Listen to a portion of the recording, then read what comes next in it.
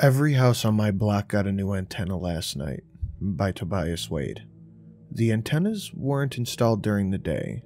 Someone would have noticed the electrician's van in the street. I don't see how they could have been put in at night either, though. I can clearly hear squirrels chase each other on my roof. There's no way I wouldn't notice somebody walking around up there. Mrs. Jackson on my left was the first to notice. She had already called the power department, our internet and cable provider, and the homeowners association, none of which had a clue. She insisted that I step outside to look at them, despite my face clearly expressing zero interest. Her voice was getting more shrill with every word though, so I eventually allowed her to drag me outside to avoid waking my 6-year-old daughter, Emma. Bleary-eyed and still in my bathrobe, I followed Miss Jackson to the street to get a proper view of the thing. The antennas had 3 metal prongs a bit like a pitchfork, pure black, unlike any of the typical metallic ones. I spent several minutes nodding as seriously as I could as she rambled, wondering how long I was expected to stand there before I could politely resume my apathy. "You can probably climb up there from your balcony," she told me. "All you have to do is jump up and grab—" "Wouldn't it be easier from your balcony?" I asked. Mrs. Jackson gave me a critical look, as though trying to decide whether to be offended. It was only a subtle change from her usual expression. "My husband won't be home until tonight," she said, as though it was somehow my fault. "It'll only take a minute." It was just cold enough for politeness to suddenly become optional. "Oh, wait. I remember what it is," I said, turning back. I drawled out my words just so I can make it all the way to my house before I finished. "It's the government secret surveillance program. Don't blow anything up, and you should be fine." I swiftly shut the door, and before she could even reply, I congratulated myself on the successful escape. I let my wife answer the door the next time and heard her apologizing on my behalf. My wife managed to get me out of climbing onto the roof, but somehow we lost Emma to Mrs. Jackson's daughter's sleepover during the negotiation. I didn't think anything more of the antennas until I left for work and they caught my eye. There were 2 dead squirrels on my roof beside them, laying in a small pool of blood which dribbled into the gutter. When I got home that night, I found Mr. Jackson kneeling on his roof beside his antenna.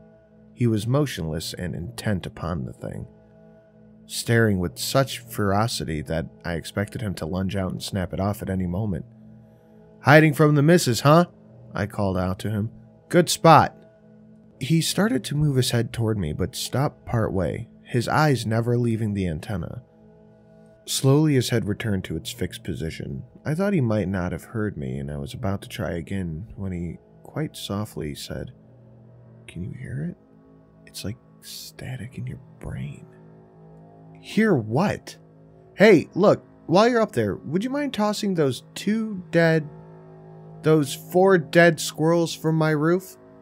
"4 now." I shuddered and tried not to look at them. Must be a hawk or something that lived up there. Mr. Jackson slowly turned his head towards me again, his eyes finally breaking away from the antenna at the last moment. His mouth seemed to be moving, but I couldn't hear anything. I stepped closer until I could hear a faint buzzing sound. He was blowing air through his lips like Emma did when she was trying to make a fart noise. The vibrating of his lips sounded more like static though. We locked eyes for about 10 seconds, him softly blubbering the whole time. Without another word, I turned around and went inside my house, glad to be rid of him. I didn't feel comfortable about Emma sleeping there tonight, but I couldn't think of a good reason not to let her go either. I packed her school bag with dolls, a board game, and a whistle, just in case. I told her all she needed to do was blow the whistle if anything was wrong. I'd hear, and I would come get her. After 10 minutes of continuous whistling, including once where she tried to make it sound different by sneezing into it, I'd changed my mind and was happy when Mrs. Jackson picked her up.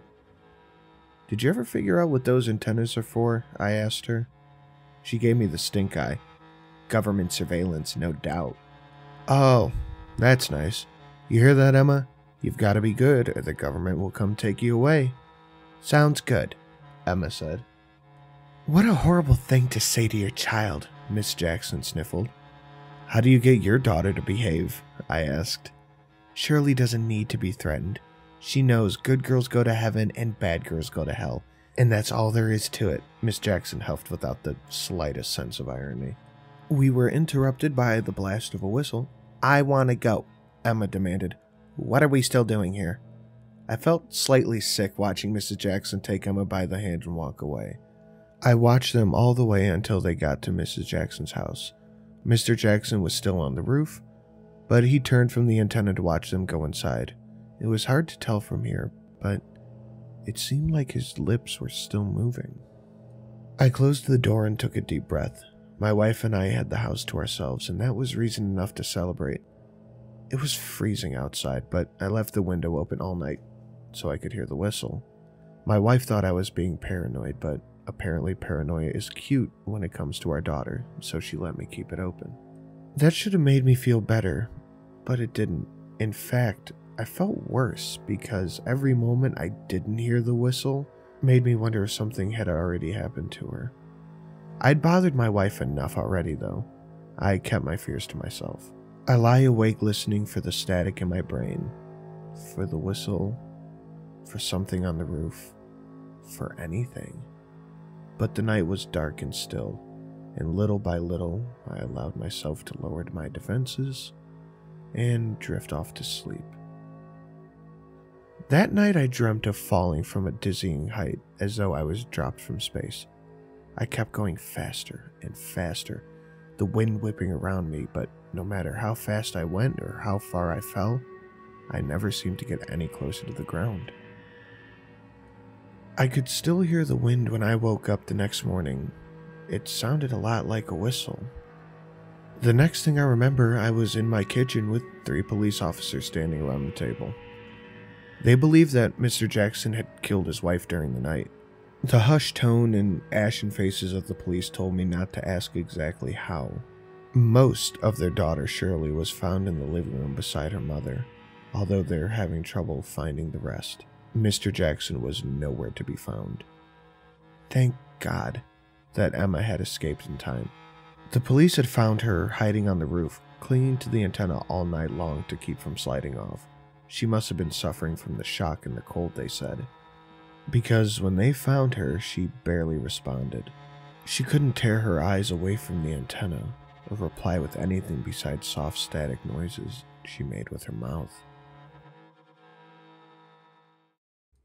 Guys, if you enjoyed this story, please make sure you go over and show some love to TobiasWade on his website and on his Reddit page. All will be linked in the description. He is a fantastic author and earns every little like and everything that he can get. And if you like these stories, please smash that like button and leave a comment, guys. I always love to hear from you. Until then, have a good night.